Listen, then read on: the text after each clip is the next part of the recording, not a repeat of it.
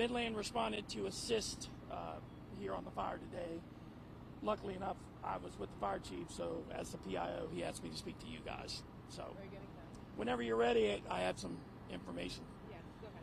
All right, the East Side Fire Department, along with surrounding units, were dispatched at 7:46 this morning to the report of a building fire at Jay's Seafood Restaurant.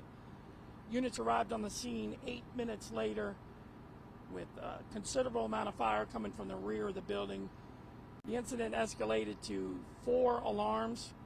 There are 15 fire departments here, operating just over 30 pieces of equipment and approximately 90 firefighters.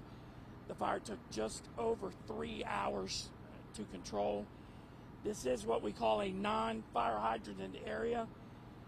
So a tanker task force, which is a group of fire department tankers, you can see in the tanks behind. They brought in water from another location and dumped in these large tanks. We're able to take the water out of the tank and send it to the trucks that are fighting the fires. Several thousand gallons of water was transported to the scene and then put on the fire. It's got to be kind of difficult. Can you talk about that, to bring all that water in? It can be a challenge. These local fire departments from all around, we train extensively on what we call rural water supply operations. The local departments here in Stanley County, Montgomery County, Cabarrus, and the city of Albemarle did a fantastic job moving a tremendous amount of water, so the units actually engaged in the firefight were never short of any water. Were there any other challenges that you ran into fighting this fire? There were some additional construction that has been made to the building over the years, and we found once we cut through one portion of the roof, we encountered an older roof. So that was a challenge. I think the chief told me there was at least 3 roofs on the building. So that gives the fire a lot of opportunity to hide, and it's hard to get to and subsequently hard to extinguish. We'd knock down a large body of fire and it would spurt back up and we'd have to put it back out again. We used a lot of saws.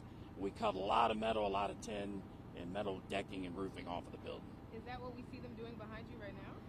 Yes. Yep. Removing parts of the roof. Crews are making sure there's absolutely no hidden hot spots, no anything that could flare up. We also have a representative from the North Carolina Forest Service has bought an infrared drone out here. And you may have seen he's flying the drone above the building.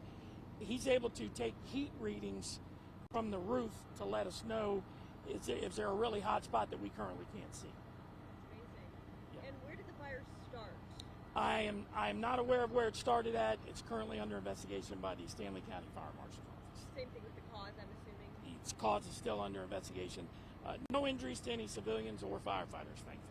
Any timeline on when you might get that information about the cause and the origin? I do not. I know you said 15 fire departments. Do you know how many personnel? We counted approximately 90.